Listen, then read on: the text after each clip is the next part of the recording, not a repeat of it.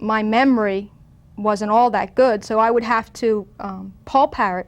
My mother would go over the lines, or sometimes Jonathan would go over the lines with me, and I would remember them that way, much better than reading them and remembering them. I don't feel like anyone ever felt that I upstaged them, which I think is a problem sometimes with child actresses and actors.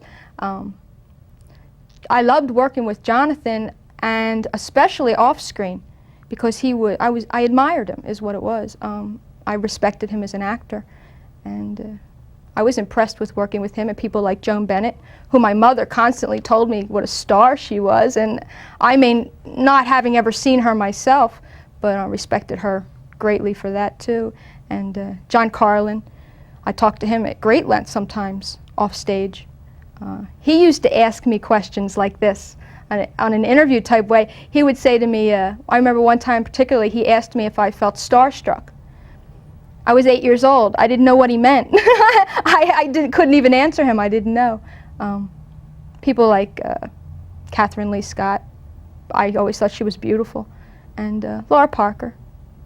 Those were my impressions, again, of an from an 8-year-old's eye. It's like watching home movies and looking through old photos of your family, only personified.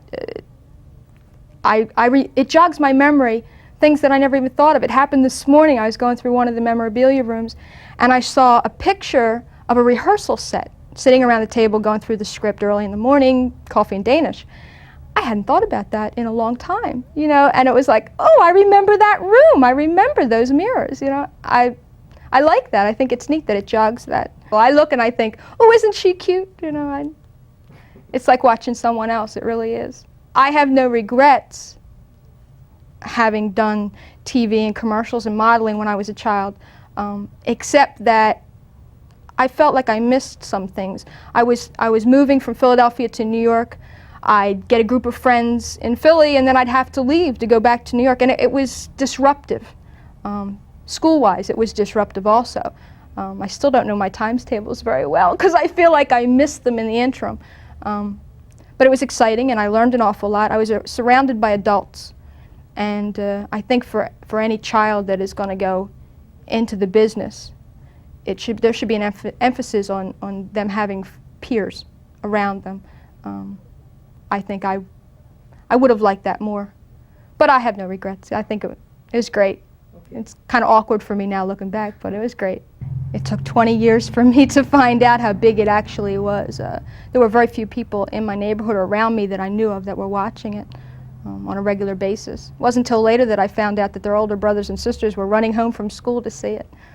But there is one other thing that I would like to mention, and that is I received an awful lot of fan mail when I was on the show. And being 8 and 9 years old, I didn't respond to all of it. I didn't understand then. And for anybody who is still a fan who didn't receive a response on their fan mail, I apologize. It's just something that's bothered me for a while when I go through it now.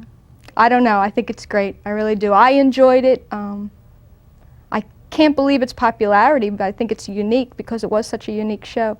Even though sometimes I watch it now and the fans won't like to hear this, but I look at it and I think it's a little dated, camera work-wise, script-wise, a little bit of everything. But at the same time, it's refreshing because it's so unique. There isn't anything else like it on TV that I know of, that I've seen.